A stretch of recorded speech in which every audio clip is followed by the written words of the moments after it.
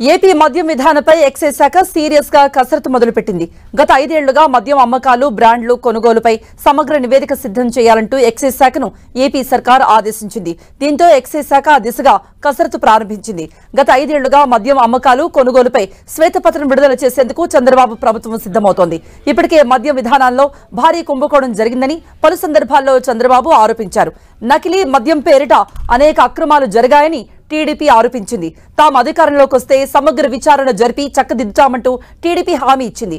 ఇటీవల ఎన్నికల్లో టీడీపీ కూటమి అధికారంలో రావడంతో వెంటనే మద్యం విధానంపై ఏపీ సర్కార్ కసరత్తు ప్రారంభించింది.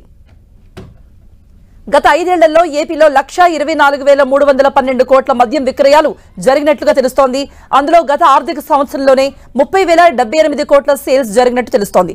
ప్రస్తుతం నెలకు 2,506 కోట్ల రూపాయల మద్యం అమ్మకాలు జరుగుతున్నట్టు ఎక్సైజ్ శాఖ అంచనా వేస్తోంది.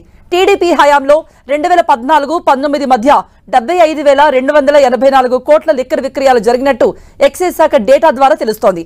2020-21 సంవత్సరంలో 186.47 లక్షల కేసుల లిక్కర్ అమ్ముడుపోగా 2023-24 సంవత్సరంలో 346.69 లక్షల కేసుల విక్రయం జరిగినట్టు లెక్కలు చెబుతున్నాయి. ప్రస్తుతం ఏపీలో సర్కార్ ఆధ్వర్యంలో 2,934 లిక్కర్ షాపుల్లో మద్యం అమ్మకాలు జరుగుతున్నాయి.